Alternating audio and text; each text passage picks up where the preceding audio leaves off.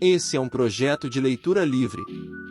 Fique à vontade para ouvir qualquer conto em nossa biblioteca e solicitar novos audiolivros. Curta o vídeo, inscreva-se no canal e ative o sino de notificações para não perder todas as novidades. Em especial ao mês do Halloween.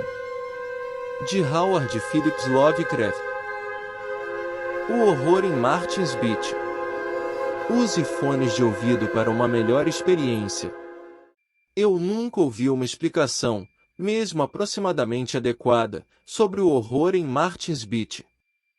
Apesar do grande número de testemunhas, nenhum dos relatos coincide, e os depoimentos colhidos pelas autoridades locais contêm as mais impressionantes discrepâncias.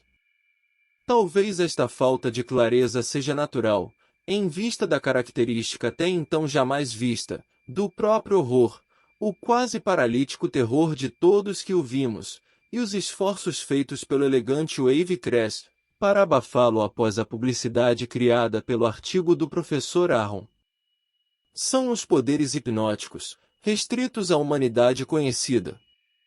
Contra todos esses obstáculos, estou lutando para apresentar uma versão coerente, pois eu testemunhei a repulsiva ocorrência, e acredito que ela deva ser conhecida tendo em vista as revoltantes possibilidades que sugere. A Martins Beach é novamente popular como local de banho, mas tremo ao pensar nisso. De fato, não posso de forma alguma olhar para o oceano sem tremer. Destino nem sempre é desprovido do sentido de drama e clímax. Por isso, o terrível acontecimento de 8 de agosto de 1922 seguiu-se rapidamente a um período de agradável excitamento de menor proporção, cheio de positiva surpresa na Martins Beach. Em 17 de maio, a tripulação do barco de pesca, Alma de Gloucester, sob o comando do capitão James Peorne, matou um monstro marinho, após uma batalha de quase 40 horas, cujo tamanho e aspecto produziram a maior agitação possível nos círculos científicos, e fez certos naturalistas de Boston tomar todas as precauções para sua preservação taxidérmica. O alvo tinha cerca de 15 metros de comprimento, de formato aproximadamente cilíndrico, e cerca de 3 metros de diâmetro. Era sem sombra de dúvida, um peixe branqueado de uma das grandes subdivisões, mas com certas modificações curiosas, tais como pernas dianteiras rudimentares e pés com 6 dedos no lugar das nadadeiras peitorais, os quais provocaram as mais amplas especulações. Sua boca era extraordinária, sua pele grossa e escamosa, e seu olho único e profundo eram assombros apenas pouco menos singulares do que suas dimensões colossais. E quando os naturalistas o definiram como um organismo infante, que não poderia ter sido chocado há mais do que uns poucos dias, o interesse público se elevou a níveis extraordinários. Capitão Horne, com típica astúcia yankee, obteve um barco grande o suficiente para conter o objeto em seu casco, e organizou uma exibição de seu prêmio. Com cuidadosa carpintaria, ele preparou o equivalente de um excelente museu marinho, e navegando para o sul para a rica região de recreação da Martins Beach, ancorou no pier do hotel e colheu uma safra de entradas. A intrínseca fantasticidade do objeto, e a importância que ele claramente possuía na opinião de muitos visitantes científicos de perto e de longe, se combinaram para torná-lo a sensação da temporada. Que era absolutamente único a um grau cientificamente revolucionário, era bem compreendido. Os naturalistas haviam mostrado claramente que era radicalmente diferente dos similarmente imensos peixes capturados na costa da Flórida, que, mesmo obviamente sendo um habitante das mais incríveis profundezas, talvez centenas de metros, seu cérebro e principais órgãos indicavam um desenvolvimento surpreendentemente vasto, e fora de proporção com qualquer coisa até então associada com o grupo dos peixes. Na manhã de 20 de julho, a sensação foi ampliada pela perda do navio e seu estranho tesouro. Na tempestade da noite anterior, ele partiu suas amarras e sumiu para sempre da vista do homem, carregando consigo o vigia que havia dormido a bordo apesar do tempo ameaçador. Capitão Horne, apoiado por amplos interesses científicos e auxiliado por um grande número de barcos de pesca de Gloucester, fez uma extensa e exaustiva busca, mas sem resultados, além de incitar interesse e discussão. Em 7 de agosto a Esperança foi abandonada e o Capitão Horne retornou para o Wave Crest, para finalizar seus negócios na Martins Beach, e deliberar com certos cientistas que ali permaneceram. O horror chegou em 8 de agosto.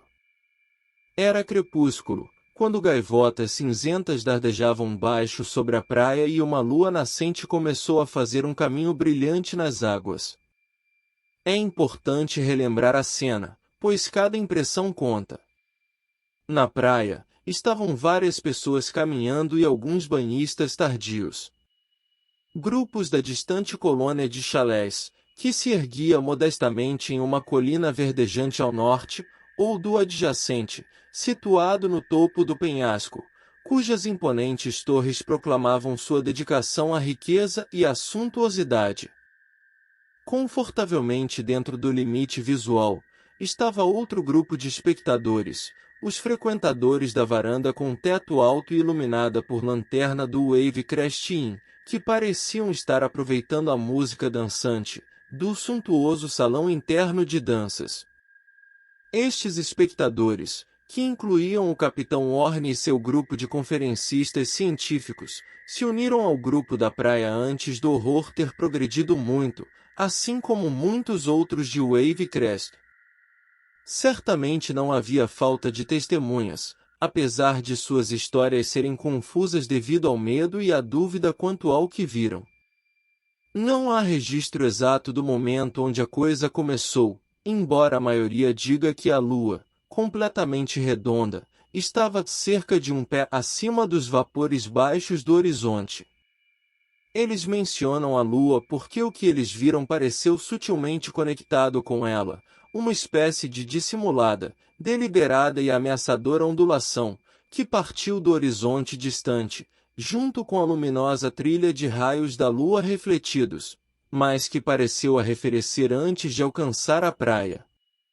Muitos não notaram esta ondulação até serem relembrados por eventos posteriores, mas ela parece ter sido bastante destacada, diferindo em altura e movimento das ondas normais ao redor dela. Algumas a chamaram de enganadora e calculada.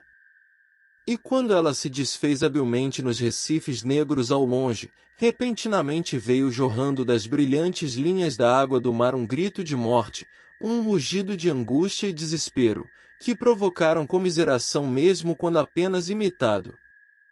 Os primeiros a responder ao grito foram os 2 salva-vidas que estavam em serviço.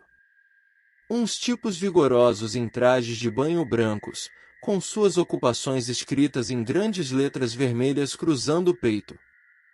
Mesmo acostumados como eram ao trabalho de resgate, e aos gritos dos que se afogavam, eles não identificaram nada de familiar no sobrenatural lamento. Mesmo assim, devido ao senso de dever treinado, eles ignoraram a estranheza, e continuaram a seguir seu procedimento usual, rapidamente pegando uma boia inflável, a qual com seu rolo de corda estava sempre à mão. Um deles correu rapidamente pela praia, até a cena onde a multidão se acumulava. Então, após girá-la para ganhar movimento, ele lançou o disco oco longe, da direção a qual o som havia vindo. Enquanto a boia desaparecia nas ondas, a multidão aguardava com curiosidade um sinal do desafortunado ser, cujo sofrimento havia sido tão grande, ávidos por ver o regaste feito pela massiva corda. Mas logo se percebeu que o resgate não seria um assunto rápido ou fácil. Pois, puxando a corda o quanto podiam, os 2 musculosos salva-vidas não podiam mover o objeto no outro lado. Ao contrário, eles se depararam com o objeto puxando, com força igual ou mesmo maior, no sentido exatamente oposto, até que em poucos segundos, eles foram arrastados para dentro da água, pelo estranho poder que havia se apossado do ofertado flutuador. Um deles, se recuperando, imediatamente pediu ajuda para a multidão na praia, para quem atirou o restante do rolo de corda, e rapidamente os salva-vidas estavam auxiliados por todos os homens mais vigorosos, dentre os quais o capitão Horne era o primeiro. Mais de uma dúzia de fortes mãos estavam então puxando vigorosamente a sólida linha, mas ainda sem qualquer resultado. Quanto mais vigorosamente puxavam, a estranha força na outra ponta puxava com ainda mais vigor, e uma vez que nenhum dos lados relaxava por nenhum instante, a corda se tornou rígido como aço com enorme tensão. Os empenhados participantes, assim como os espectadores, estavam a este tempo consumidos pela curiosidade sobre a força no mar. A ideia de que era um homem se afogando há muito havia sido descartada, e sugestões de baleias, submarinos, monstros e demônios agora circulavam livremente. Onde inicialmente a compaixão havia levado os resgatantes, agora o assombro os mantinha na tarefa, e eles puxavam com feroz determinação para descobrir o mistério. Tendo finalmente sido decidido que uma baleia devia ter engolido a boia inflável, Capitão Horne, sendo um líder natural, gritou para aqueles na praia que um barco deveria ser obtido para aproximação, arpoar e trazer à terra o invisível Leviatã. Vários homens imediatamente se prepararam para se dispersarem em busca de uma embarcação apropriada, enquanto outros foram substituir o capitão na corda tensionada, uma vez que o lugar do mesmo logicamente era com qualquer tripulação que pudesse vir a ser formada. A ideia do capitão perante a situação era bastante ampla e de forma alguma era limitada a baleias, uma vez que ele teve que lidar com um monstro muito mais estranho. Ele se perguntava quais seriam os atos e manifestações de um adulto da espécie, da qual a criatura de 15 metros tinha sido o menor dos infantes. E então se passou com chocante rapidez o fato crucial, que mudou toda a cena de assombro para horror, e paralisou de terror o grupo reunido de esforçados puxadores e observadores. Capitão Horne, se preparando para abandonar seu posto na corda, descobriu suas mãos presas no lugar por uma força inexplicável, e rapidamente ele percebeu que estava incapaz de largar a corda. Sua desafortunada situação foi instantaneamente percebida e assim que cada um de seus companheiros testou sua própria situação, a mesma condição foi encontrada. O fato não podia ser negado, cada um dos puxadores estava irresistivelmente preso, em alguma misteriosa subjeção à linha fibrosa, que estava lentamente, repulsivamente e implacavelmente os puxando para o mar. Um horror silencioso se seguiu, um horror no qual os espectadores estavam petrificados à completa inação e caos mental. Suas completas desmoralizações estão refletidas nos relatos conflitantes que eles dão, e nas embaraçadas desculpas que dão para suas aparentemente insensíveis inércias. Eu era um deles, e sei. Mesmo os puxadores, após alguns poucos gritos frenéticos e gemidos fúteis, sucumbiram à paralisante influência e se mantiveram silenciosos e fatalistas em face aos poderes desconhecidos. Lá permaneceram sob o pálido luar, cegamente puxando contra um terrível destino espectral, e sacudindo monotonamente para frente e para trás enquanto a água subia inicialmente para seus joelhos e depois para seus quadris. A lua se ocultou parcialmente atrás de uma nuvem, e na meia-luz a linha de homens sacudindo lembrava uma centopeia sinistra e gigantesca, se contorcendo nas garras de uma morte terrível e rastejante. Mais e mais tensa a corda se tornou, enquanto a puxada em ambas as direções aumentava, e os filamentos inchavam empapados nas ondas crescentes. Lentamente a maré avançou até que as areias, até pouco populadas por crianças rindo e amantes sussurrantes, estivessem engolidas pelo fluxo inexorável. O bando de observadores em pânico se movia abruptamente para trás quando a água subia acima de seus pés, enquanto a terrível linha de puxadores repulsivamente continuava a sacudir, meio submersa, e agora a uma distância substancial de sua audiência. Silêncio era completo.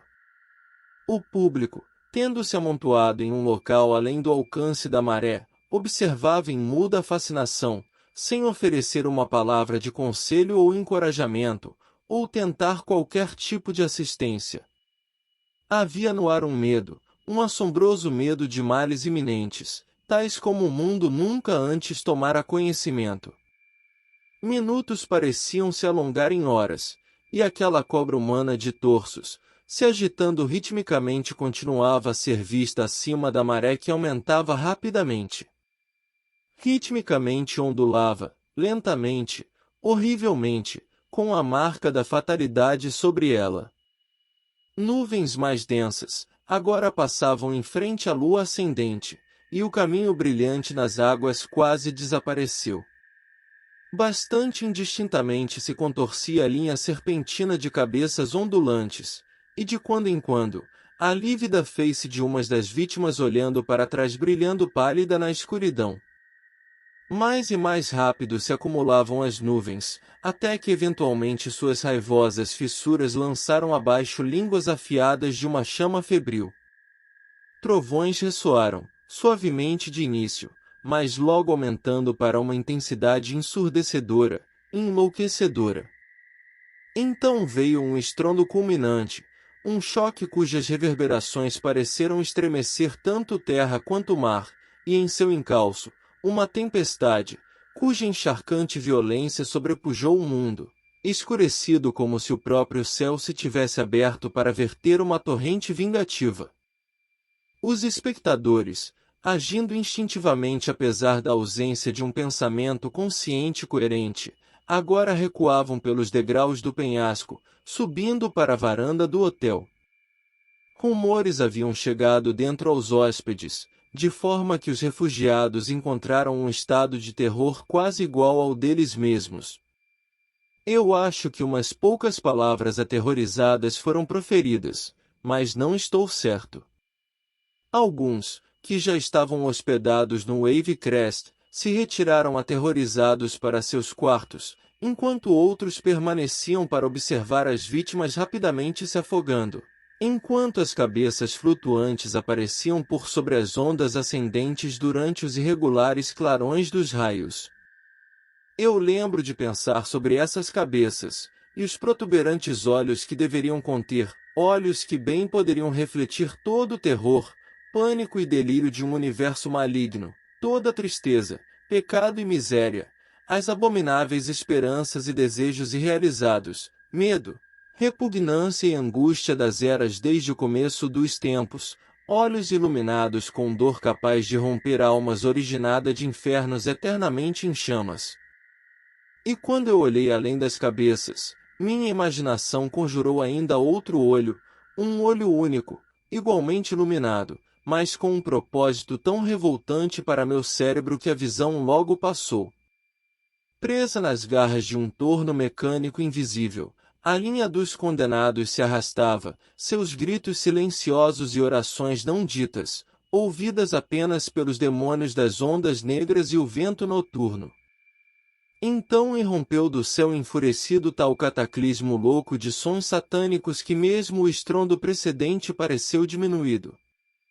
Em meio a um brilho cegante de fogo descendente, a voz do céu ressoou com as blasfêmias do inferno, e a agonia unida de todos os condenados do inferno reverberou em um apocalíptico carrilhão rompe-mundo, de ciclópico alarido. Foi o fim da tempestade, pois com impressionante rapidez a chuva cessou, e a lua mais uma vez lançou seus raios pálidos em um mar estranhamente silenciado. Não havia mais uma linha de cabeças flutuantes. As águas estavam calmas e vazias, e agitadas apenas pelas mitigantes ondulações do que parecia ter sido um redemoinho distante no caminho da luz do luar de onde o estranho grito veio pela primeira vez. Mas enquanto eu olhava ao longo da traiçoeira via de brilho prateado, com a imaginação em frenesi e sentidos superexcitados, então gotejou em meus ouvidos, provindo de alguma vastidão abismal submersa, os débeis e sinistros ecos de uma gargalhada. Obrigado por assistir. Até a próxima. Fique à vontade para continuar assistindo mais vídeos.